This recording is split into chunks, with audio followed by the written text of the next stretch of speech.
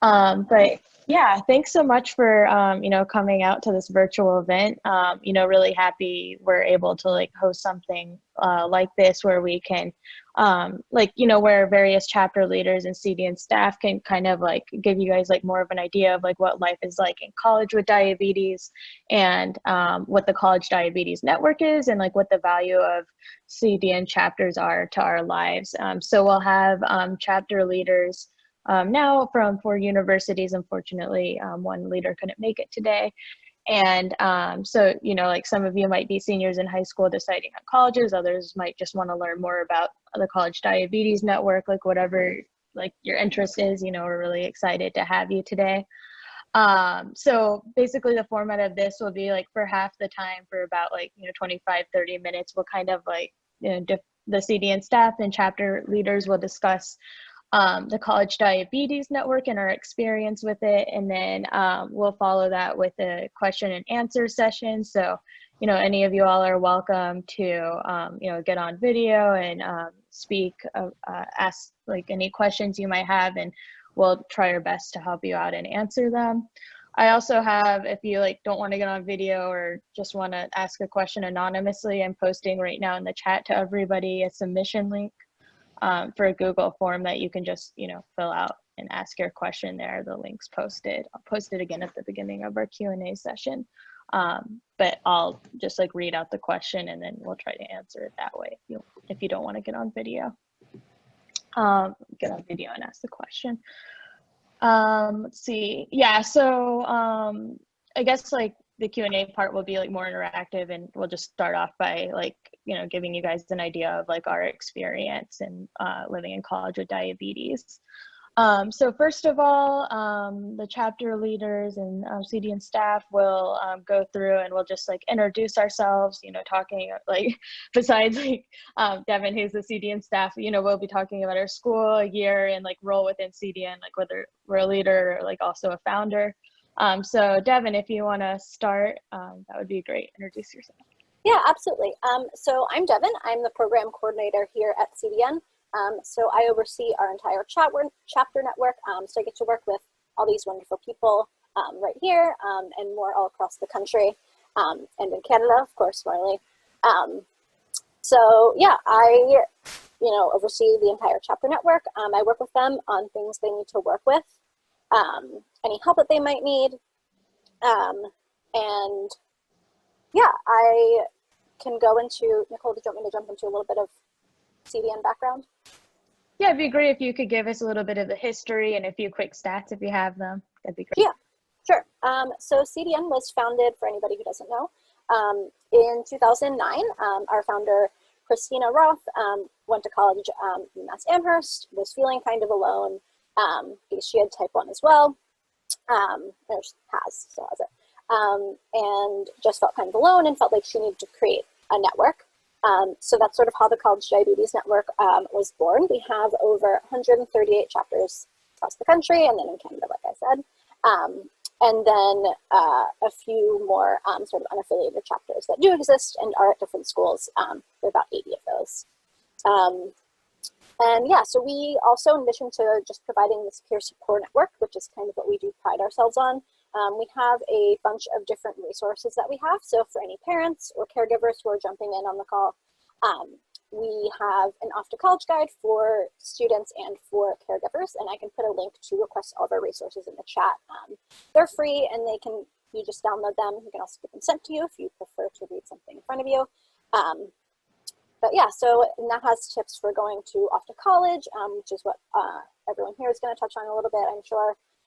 As well as sort of like for you, a parent, kind of how to make that transition as well. And we do also have some more health related guides relating to like schools, our new initiative Reach, which is about, advocacy and sort of accessibility in schools and different levels of school administration.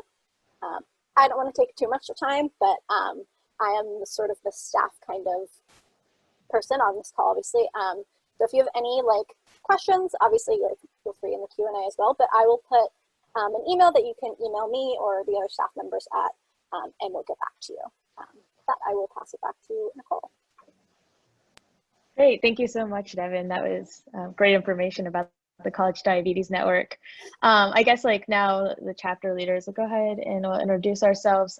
So Cassandra, if you don't mind going ahead and, giving everyone an idea of your where you go to school, your year, and like role with CDN and any other things you want to share with us.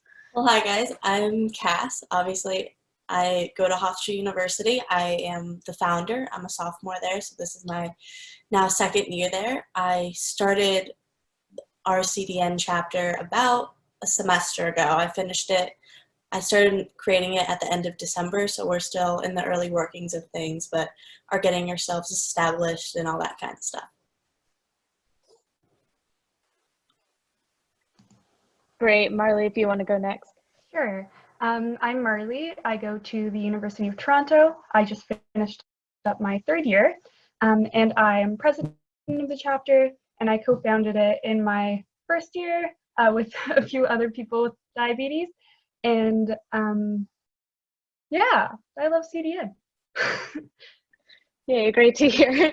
So do I. Yeah, so my name's Nicole. I am the president and founder of the New York University chapter of the College Diabetes Network, and I founded it my freshman year back in 2016. And yeah, I've really enjoyed being part of CDN and seeing how much it's grown. And yeah, I'm really pleased to meet everybody that's a part of it. Yeah. Oh, yeah. And also Devin posted the email address if you guys have any questions at info@collegediabetesnetwork.org, and that's in the chat. So now I think we'll go ahead and transition into talking about our experience living in college with diabetes and the value we found from being part of CDN. So I guess my first question would be if the chapter leaders want to tell us more about their transition to high school, from high school to college, living with diabetes, what were some of the key challenges that you encountered as you were leaving home and starting a new chapter in your life, kind of living more independently. So if you guys want to hop in and speak to that, that'd be great. Definitely. So I know for me, one of the biggest challenges I faced personally was dealing with my diabetes alone. Granted, in high school, I was very independent. I managed all my own blood sugars, my own injections, the whole 9 yards. But definitely coming to college brought about a ton of new challenges I never thought of. My first semester, I didn't have a roommate. So one of the biggest issues for me was, well, what am I going to do in case of an emergency?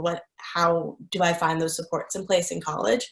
And through both different communities that CDN offers, as well as getting more involved with other diabetics on campus, I really got to learn more about how even just little things that you can share your blood sugars through Dexcom and all these other little things that really helped me to feel safe at college and living alone, because that was my biggest fear, was if something goes wrong, what can I do? Yeah, it's great to hear.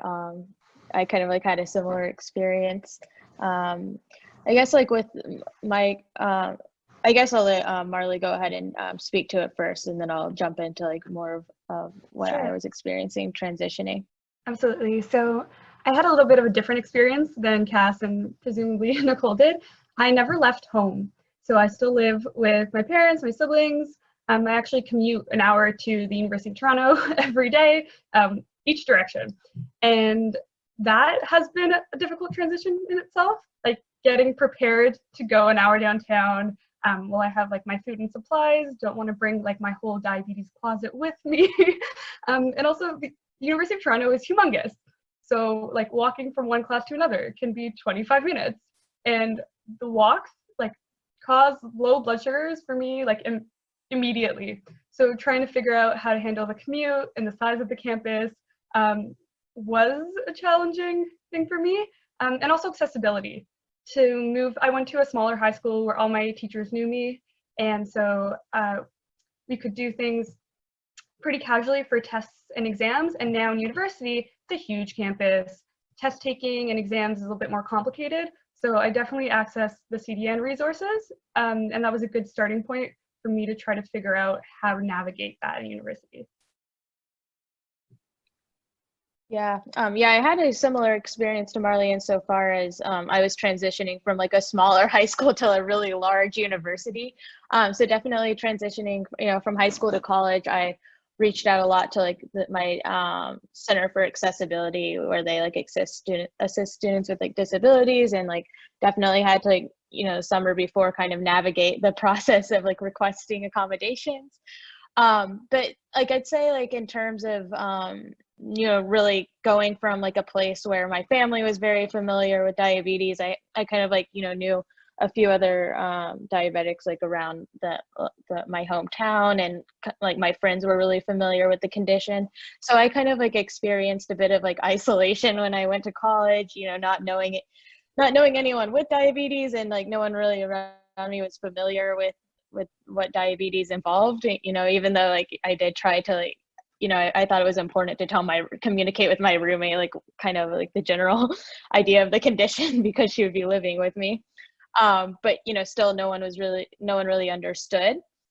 So I'd say like at first like diabetes for me was like as much of like a mental struggle as it was like a physical struggle. And, it's kind of like hard at times, even emotionally, to, just because like sometimes it just felt like, no one understood, and like it was just, hard to like keep going, like, because like classes were starting, and then, it just felt like people weren't, I mean, it's like not their fault that they weren't sharing in the same condition, but at times like I wanted to relate to somebody, that like had this same condition. So with that, I guess like we should talk about like what our draw to CDN was, like what kind of like attracted us to joining or like starting a college diabetes network chapter. It seems like this would kind of flow easily from the last question. So Cass, if you want to kick it off. I know for me, the big draw was to just meet other diabetics at my school. Up until my sophomore year recently, I didn't know anyone else with type 1 diabetes until the freshmen came in, and I started interacting with them because I worked with orientation. So I got to know a couple of diabetics. I was like, they exist here. I have to hunt them down. I'm not going to be alone. I had originally, before coming to college, talked to CDN. Actually, I talked to Nicole when she was founding it. I called her being like, okay, what's a chapter involved? Like trying to get involved. That's how I even learned that accommodations even existed, because similar to Marley, I went to a small high school and never needed them. Didn't even know it was a thing, if I'm being completely honest.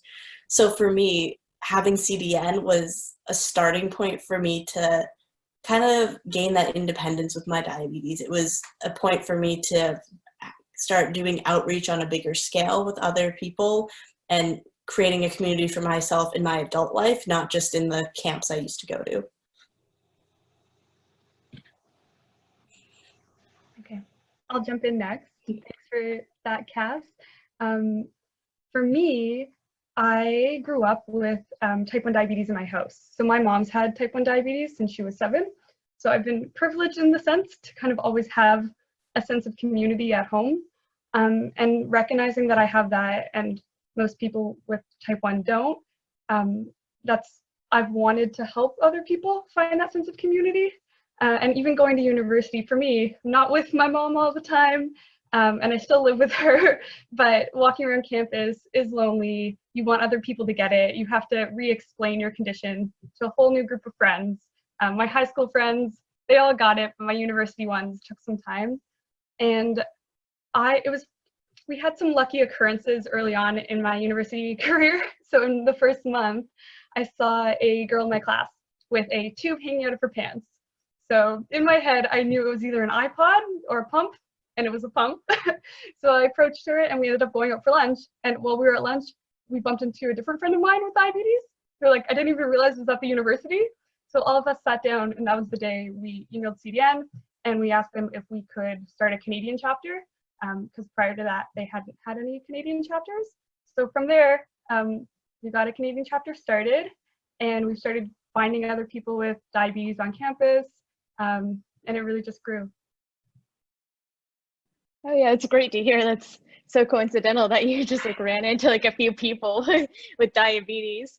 Yeah, I feel like for me, like, I was like really involved with different diabetes organizations, like middle school, especially high school, like such as JDRF. So, I really wanted to like, be involved in like, both Cass and Marley are saying like have some sort of sense of community when we're living in college with diabetes. So I thought, like when I initially like came across the College Diabetes Network from, a connect, I think one person I knew from Atlanta, like formerly worked there.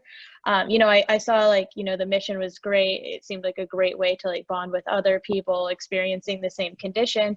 And, from being part of like other diabetes groups, I also like learned so much, about even like different strategies people use to manage diabetes. So that was also another draw. There's always like learning from other people with diabetes and building those connections. So it's, yeah, definitely great to hear. I know you like Marley, especially you kind of touched on like how your chapter like started, but I guess like if we could just share like more of like our experience and our role, like maybe the type of work that we had to do to like found our chapters, and like a few examples of like past activities or like recurring meetings or like different things that your chapter does, just to give everybody like a feel maybe of what each of our chapter does and like how those might differ. So it would be great to like hear more about that. Definitely. So, like I mentioned earlier, I'm just starting my chapter. This is a semester-old chapter. It's really new. We're just getting started. I'm still hunting down people to get enough to make it an official club on my campus. So we're definitely starting that process. And for me, that started with reaching out to Devin and learning about what it means to be a CDN chapter. That was the real important part for me, was figuring out, okay, not just this is a cool club of diabetics, but what does it mean to have a chapter and what that entails to maintain an affiliated chapter and all this other kind of nitpicky stuff that for me, I loved it. I absolutely love it. It gives me something to do and a way to be proud about my diabetes, more so than I thought I was before. And I've realized that in the starting parts for us, it gives a lot of the members just a place where they can vent. Like, we don't have meetings too often because coronavirus kind of hit us at just the perfect time when this just started getting going, and we're busy people, but our group chat is constantly filled with like different studies about coronavirus going on lately, being like, okay, the latest news is that this age group of type 1 diabetics is totally fine. You guys are okay, relax. And all these like memes and stuff, just being like, hey, we're in this together, even though we're hundreds of miles apart. And while we might not be able to meet in person, we're still doing the best we can. That's amazing.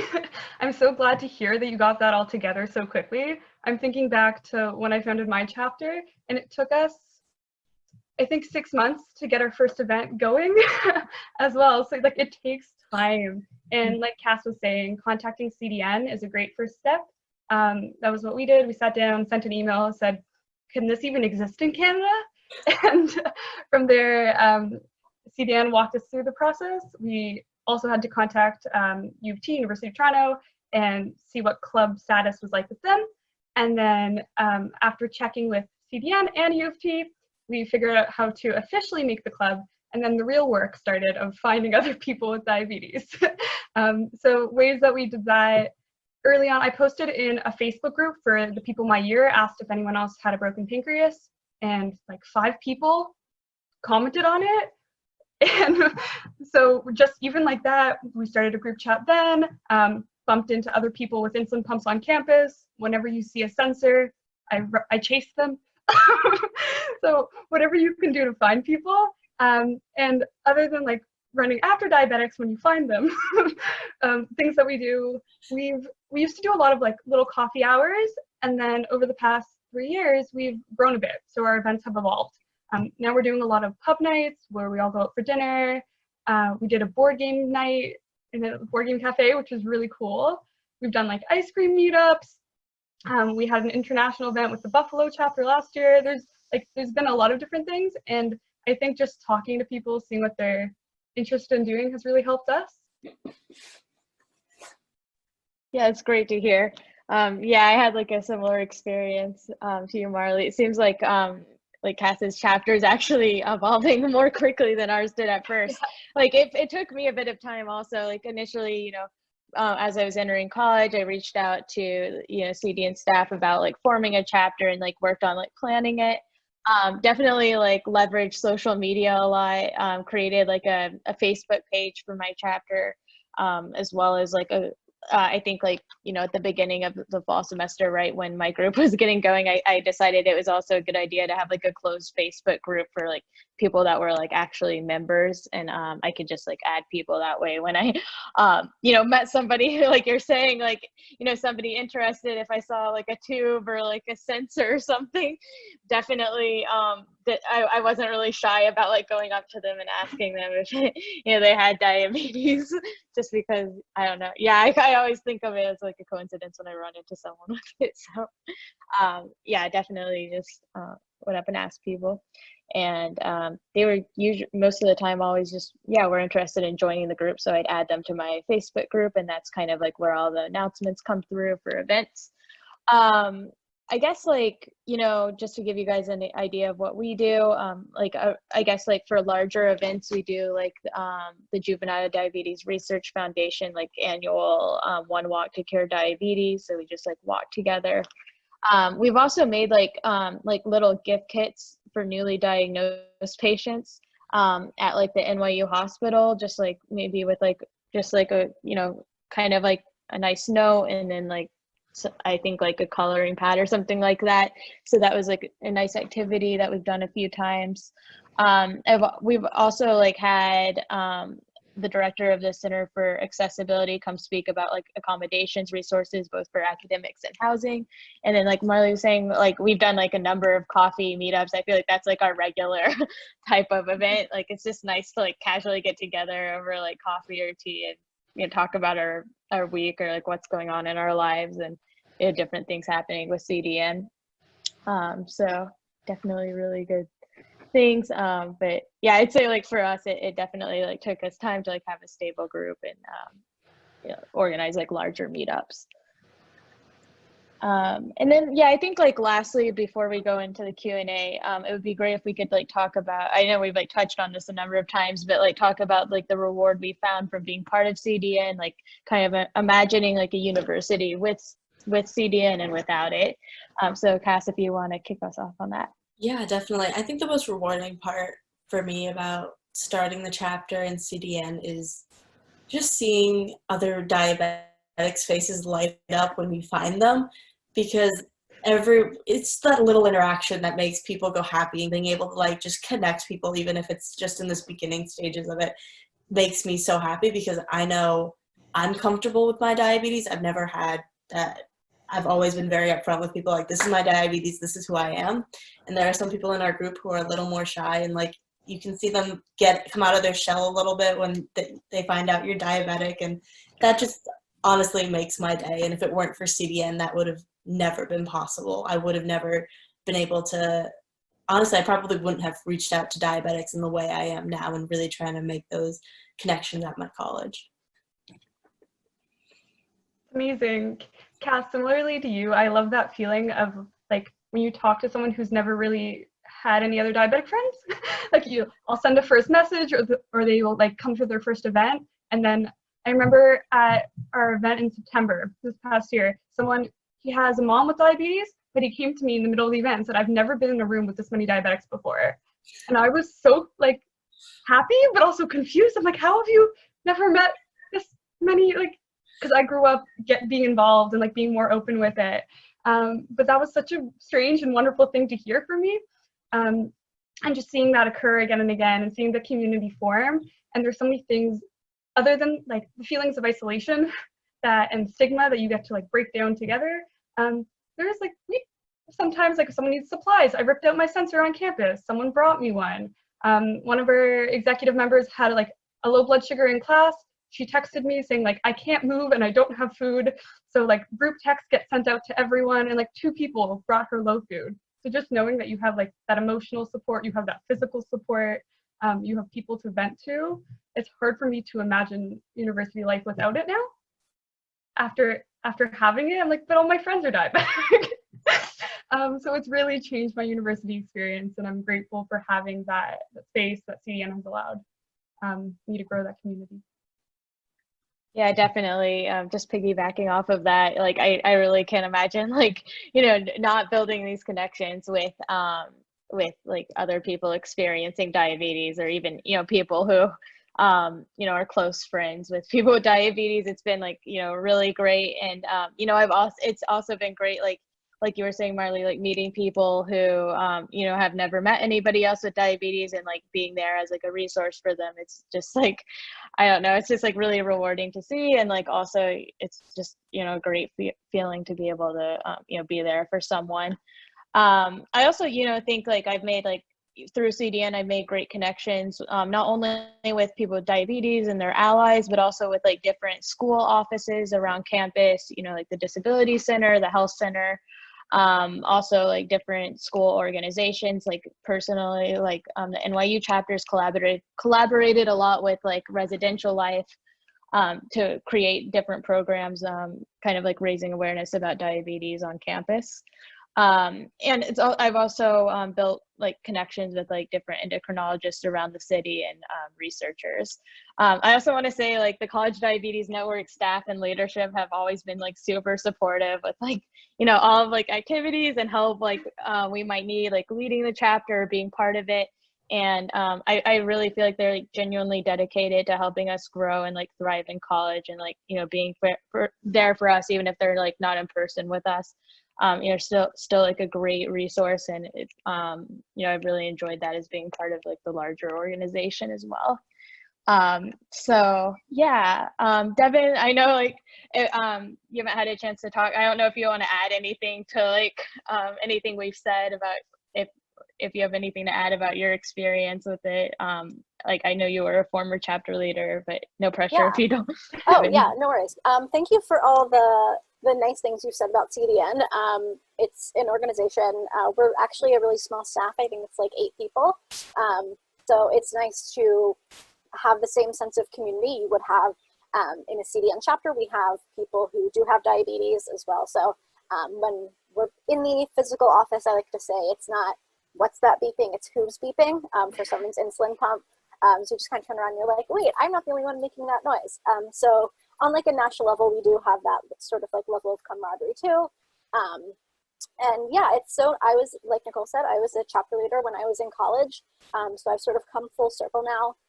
So it's nice to be able to see how different CDN is in, I guess, 2013 or 2014 when I founded my chapter to where it is now.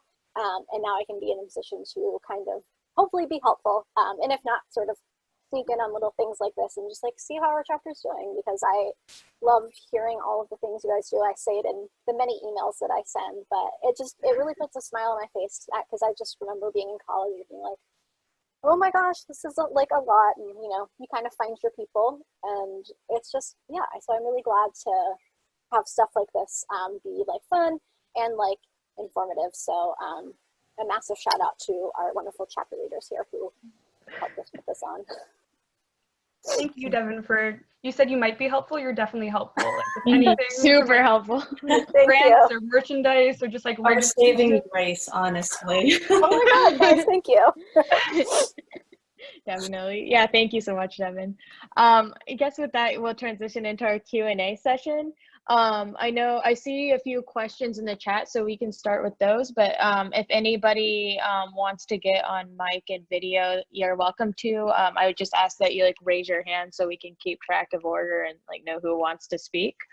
But if nobody wants to speak right now, we can start answering the questions in the chat. So the first question is, how do you navigate social situations where drinking alcohol is a big part of the social experience? If anybody wants to hop on and if anybody has experience. Honestly, I'm not the best person to answer this question just because I don't really have experience with it. So if anybody could jump on, that'd be great. Yeah, I can jump on this one. So with drinking alcohol and diabetes, for one, do not feel pressured at all to drink. You do not have to drink if you don't feel comfortable drinking. Do not do it. I mean, I have plenty of friends who are sober and don't drink at all, regardless of if they're diabetic or not. So that's, for starters, a personal choice.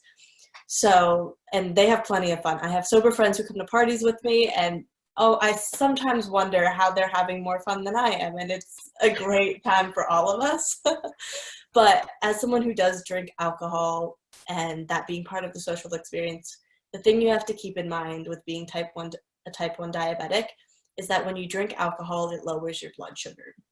So when it lowers your blood sugar, there is a risk of you running low, because your body is processing, your liver is processing the alcohol, so it can't process glucagon if you need it, if you go too low. That's the biggest concern with drinking an alcohol.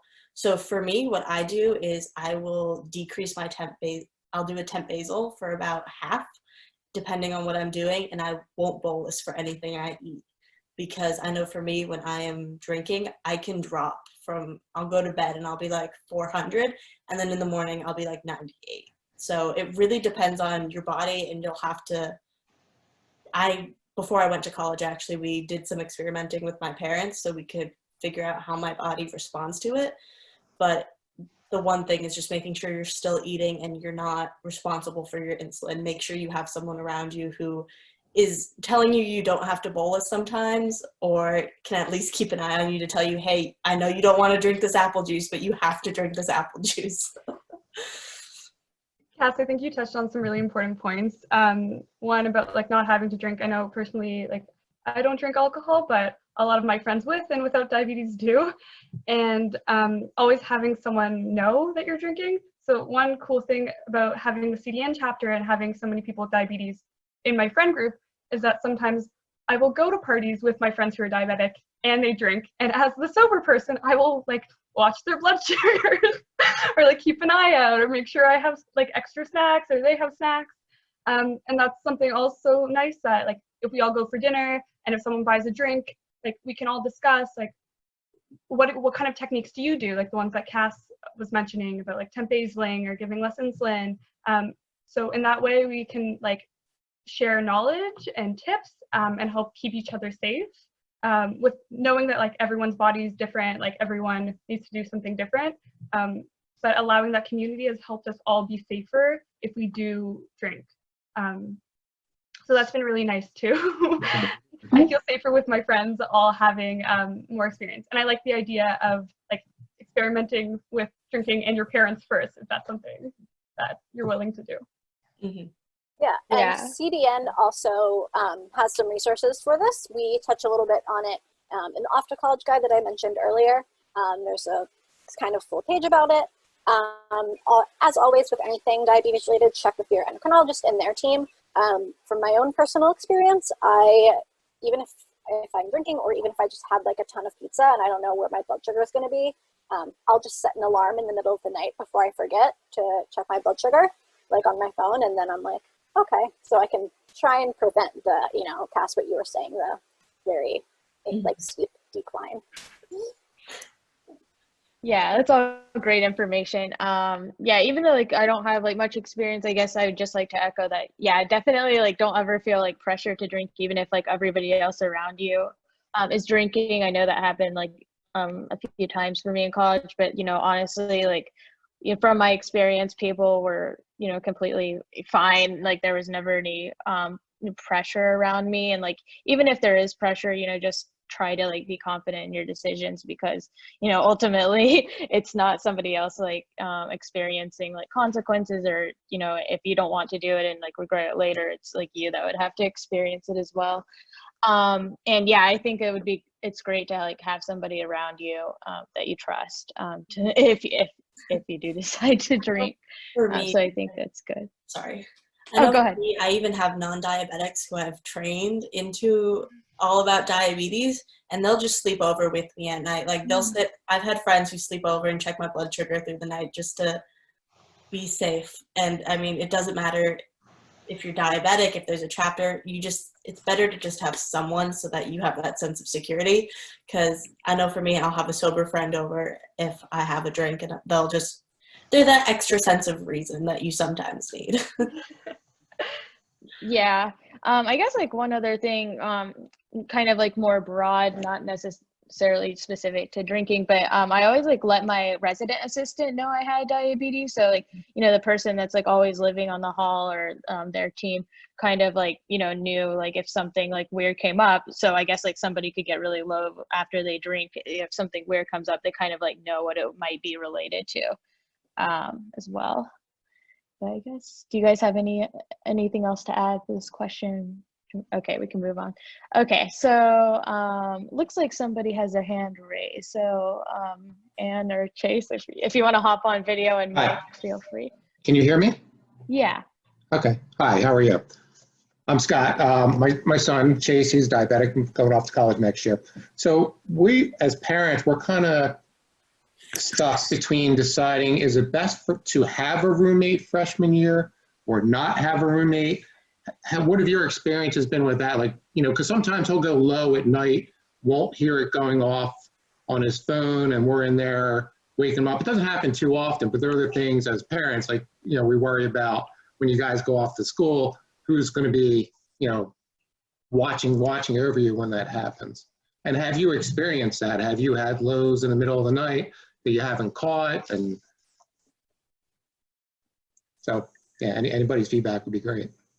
Yeah, that's a great question. I'll go ahead and start, and then I'm sure, you know, Devin, Cass, and Marley probably have things to add. But like, so being at NYU, we have like a very limited number of single occupancy of rooms. So mostly like all freshmen have to have like a roommate, like somebody sharing the bedroom. So, you know, I had a roommate. I was like I think I mentioned, I was like pretty open in my communication with her. I told her like about diabetes and like what might happen, but I'm sure she learned that, you know, like the first day we lived together. But I've like the last 2 years of college, I've had my own room, but I've had suite mates. So I would say, like, you know, I think it might be like from my experience, it might be a personal preference on whether you want someone sharing the same bedroom or not. But I would say it's really important to at least have suite mates, like someone living in the same apartment unit. But just because, yeah, like you're saying, like, you know, sometimes like I kind of ignore alarms, you know, not by intention, but just because like I guess I'm like immune to it in some way from, you know, always like hearing it throughout the night. So I think it's like really important to have somebody like living within the unit. You know, I really enjoyed like having a roommate though my freshman and sophomore years. I think, you know, it was good, but I would say like it's more like just having a suite mate like for the purpose of diabetes for me.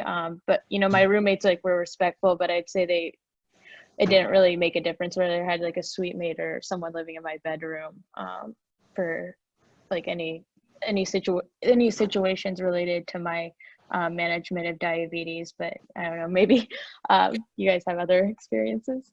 I know personally I had a very different experience. For me, having a roommate caused a lot of, I've had 2 roommates, bad situations to begin with, but it caused a lot of problems for me in my accessibility to be able to manage my diabetes. I just happened to get the roommates who, you know, like to have fun with their significant others, and that caused a lot of problems for me having access to my supplies. So I ended up living alone now, and I honestly love it. But what I've done until I got comfortable with my own blood sugars and was able to adjust to resensitizing myself to those alarms, I shared my blood sugars with my parents so that they'd hear it go off in the night, and if it kept going off, they'd just call me no matter what. Sometimes it was at like 7 in the morning, they'd just be calling me. I'm like, I'm up, I know. And we just kind of communicate that so that way it's like, all right, I can call you. And my parents also had my RA's number for my first semester there. So that way, if they couldn't get in contact with me, my RA knew he could call public safety and break in my door if worst case scenario. I think to echo like what Nicole and Cass were saying, it's both a personal choice. So talk to your son, see what he's interested in. Does he want a roommate? Does he have strong feelings one way or the other? Because it can go either way. And also make sure that the people in like his RA, the people on his floor, whether he has a roommate or a suite mate, make sure they're all aware and know what to do. For me, I live at home, but I go low sometimes at night and I don't hear my alarms. So I do have Dexcom Follow.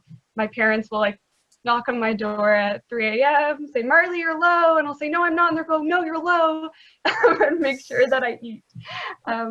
So Dexcom Follow has been really helpful. And I don't know if he does use Dexcom, but if that's something he uses and he's comfortable with you following it, or even a friend or someone on his floor that you think is responsible, the RA, just to have like that circle of support that can check on him.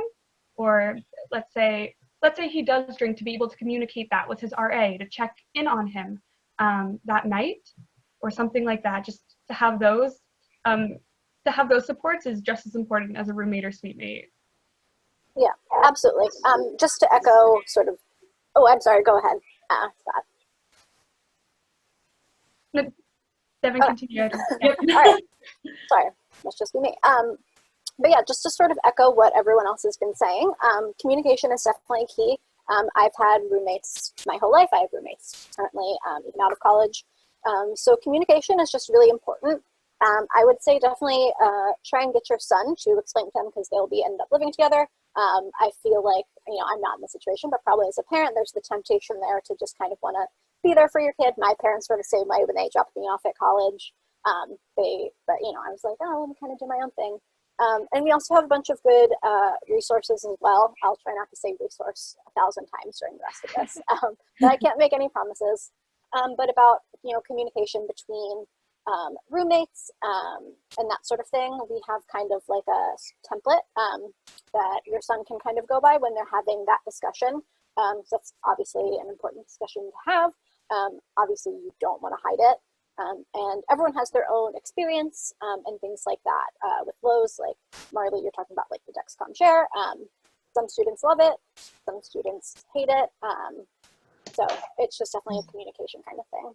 I think one thing that we all mentioned is we all have our supports in some way. I've managed, like now I don't use Dexcom Follow, I'm able to manage it on my own, but I also have friends who know when to check in on me, and if I'm not responding, they kind of have a feel. So I think it's that first initial semester that's honestly the most terrifying thing in the world, because even with my parents, I was going off to college, I'm going to be alone. Like, it is really scary, and it's a really big adjustment in that sense, because it brings independence to a whole new level with diabetes. But I think once your son makes those connections and makes those friends, it'll be a lot easier for everyone to kind of just relax and know how to handle it. Thank you all. I mean, it's great to hear different sides with the roommates and what you've been doing. And we do follow him on Dexcom all the time. That happens sometimes where we're waking up in the middle of the night. So that, as a parent, I mean, you guys think about that, but from the parent side, it's like, oh, wow, you're sending your kid off and they're doing this on their own, and what's that safety net? So it's great to hear those options for those safety nets. Thank you. Yeah, that's great. Yeah. Hopefully that helps. It does. Thank you. Yeah, good. So we'll just keep moving forward in the chat here. Let's see, another question: can you supply a list of colleges that have CDN chapters? So we have on the College Diabetes Network website, we have a page called Find a Chapter. So I'll go ahead and post the link in the chat for you. And it also has like an interactive map. So you can just click on a state and then see like all of the chapters in the state, and then like click on a particular chapter. So in addition to having the list, it has that interactive map, which I think is like really helpful. That's what I like to use to find chapters. Hey Nicole, can I say something for a sec? Yeah, sure. Not all chapters that exist are going to be on that list. I think, Devin, they have to be affiliated with CDN for that. I was just going to jump in with that. So I won't go into that whole process of defining that, because it would take forever. But also the website can also just be a little funny listing older chapters. So definitely start at the list. If you're like, hey, is there a chapter here? Or I feel like there was a chapter here. You can just email info@collegediabetesnetwork.org, which should be like listed right on that page. And I can let you know, because I have all the fun like map tools that I get from the staff side. I say that because my chapter that I'm starting at Oklahoma is not on that list because we're not affiliated yet. So it's definitely a good tool to have, but it's not the end-all be-all for knowing what the chapters are out there. Yep, it's the same thing with my chapter. Yeah, it's really helpful. Yeah. Yep. Yeah, definitely reach out to info@collegediabetesnetwork.org for like, yeah, more comprehensive information there. Let's see. Do you communicate? Okay, next question. Do you communicate with your professors that you have diabetes for accommodations, and also in case you go low during class? If anyone wants to start. I'll jump in. So at U of T, we have an accessibility office, like Nicole was mentioning before, that you go to, you communicate with them and they help set up accommodations for you. So I did that in the summer before starting university so that I could have most of it set up. But that being said, I still would try to talk to my professors. It depends on the size of the class. In my first year, I had some classes with 1,000 people, some with 25. So in the classes with 25, absolutely. Definitely talk to my professors, say, I'm that person beeping. I will definitely eat snacks, communicate with them. In the larger classes, I didn't always feel obligated to because they won't even notice if I'm eating. And they have a lot of faces and names to keep track of. But if there is an accommodation need, let's say like you need like an extension on a paper, or you have a special accommodation for a test and you think the professor should be aware, talking to them could really help. And it's also a good excuse to make connections with professors. So if you want a reason to talk to your prof, you can talk to them about your diabetes. Yeah, for sure. Yeah, similar experience. If it's a smaller class, I'll like let the professor know about like, diabetes, like talk to them. But in a larger class, I usually don't. So, but for every class I go through like my university's like disability center and like register for academic accommodations stating that, I need like food in class, or I might need to take a break to like use the restroom, that type of thing.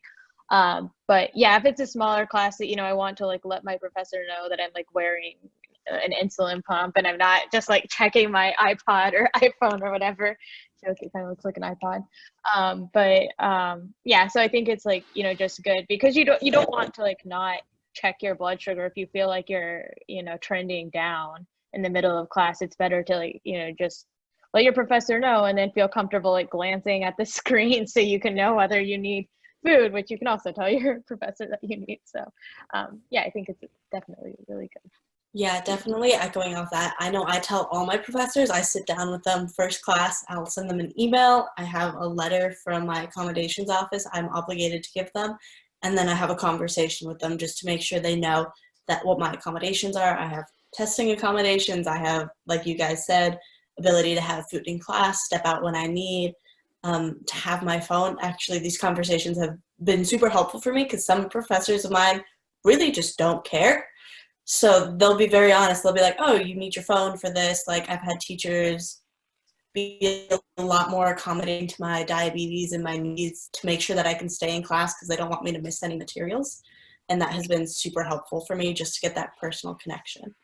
Yeah, and I'll tack on that. It's definitely a personal choice to tell your professor. I would also definitely recommend just registering with the disability services or the equivalent on your campus. I never really used it during my time in college, but it was nice to know that I could have that sort of stop the clock at the testing center, like if I needed to, things like that. So, yeah. Yeah, I really think it's important to register with the disability center if there's like a process for that at your school. Because it also like provided me with like a sense of security. So like Devin's saying, like even if I didn't always use my accommodations, like I knew they were there and I knew like, the university was like backing me up in case there was like any situation. Because sometimes if you just discuss, I haven't experienced this myself, but sometimes if you just discuss directly with the professor, that's good. But it's a different level of security knowing like the university will back you up rather than just, maybe one person's judgment. So it's good to be registered with the university. Yeah, registering that you have a disability gives the university a lot more power over your professors because they can't discriminate against you in any way, which means you have a low blood sugar and need to step out, they can't say no. If you are absent because you're too low to go to class or your blood sugar is too high, like it gives you that net to make sure that your health is coming first. Exactly. Yeah. Let's see, what's our next question? Okay, if a neighboring college has a chapter but yours does not, can you join at the other college? I can answer that one. So that is pretty much kind of a case-by-case basis, I guess. We do have some chapter leaders who kind of want to start like a regional chapter. Maybe they think like their school isn't particularly big enough. CDN doesn't have any requirements around that. But I would say just definitely shoot me an email, info@collegediabetesnetwork.org, and then we can just sort of talk that out, or email that out, I guess. But yeah, it just really depends. Short version, I guess, depends on both schools and then both chapters. Sometimes if a chapter is registered as a student organization, they might not be allowed to bring another student on, and so on, if that makes sense. Usually like chapter to chapter, we'd love to see our chapters collaborate generally across schools. But yeah, that's definitely sort of a case-by-case thing. So feel free to just shoot me an email. But that was probably like the briefest explanation I could give. I'll jump in too. So as far as I know, I think we're the only Canadian chapter, and we definitely are open to like anyone in the Greater Toronto area. We have a lot of people who are from other schools, people who've graduated. We have like young professionals come join to our event, come join us, because we are like a new entity, and there's a need for more of it. So I would say like reach out to Devin. You can also reach out to the chapter themselves. Like if you sent me an email or Nicole an email or Kath an email saying, hi, can I come to your event? Can I be involved in this? I'd hope a lot of the times the answer would be yes if there's not that group available for you, but I guess it would depend on university restrictions, like Devin was saying. Depends on the group.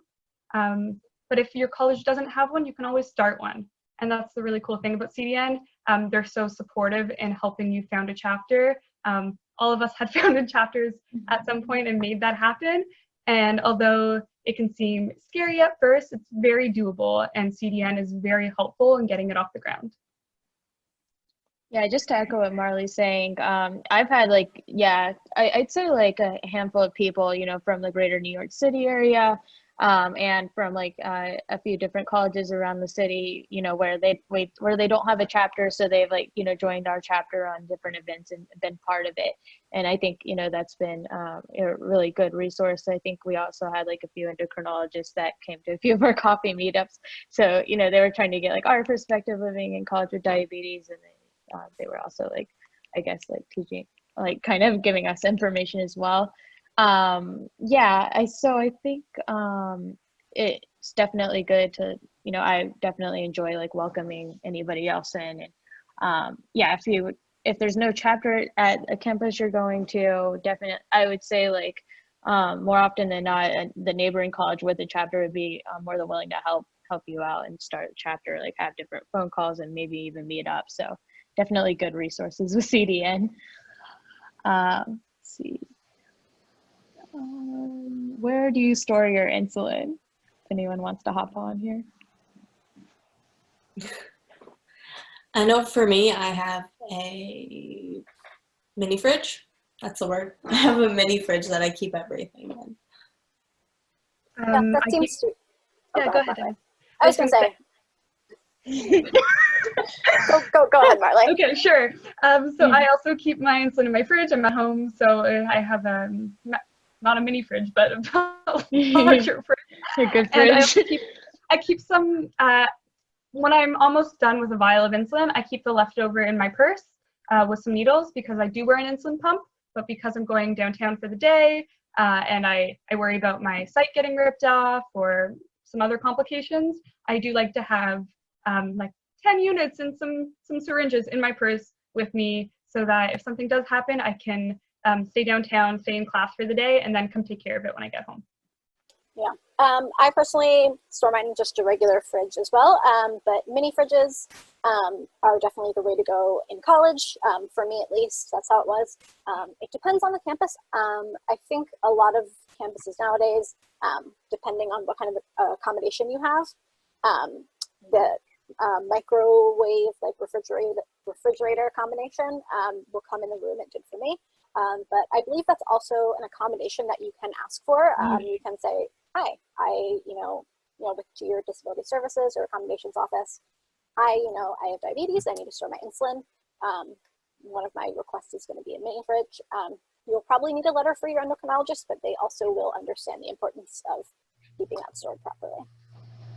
Yeah, that's true. I didn't, personally, I didn't think about it being as an accommodation, but like what I did, like my freshman year, since it wasn't like an apartment style dorm, we weren't provided with fridges in there. So I just like, contacted like kind of like like NYU has like a partnership kind of for discounts from rental place. So I contacted them about getting a mini fridge and, it's good. I would recommend like being proactive with if you're like renting a mini fridge because like this company was really good with working with me to get the mini fridge in as soon as possible, like a few days earlier than the rest of them were delivered to freshmen. So I could go from like having the insulin in the car, driving up in a cooler directly into the mini fridge. So otherwise I wouldn't have had a fridge for a few days. So I think it's good to like stay proactive, especially towards the end of the summer, and making sure that you'll have access to a fridge like right when you get there. I know personally I bought a mini fridge, so I would definitely look at the prices for buying a mini fridge on campus because my mini fridge was $80 and Oh wow. it for just a year was like $230. So definitely check the prices before you make a decision on what you're gonna do.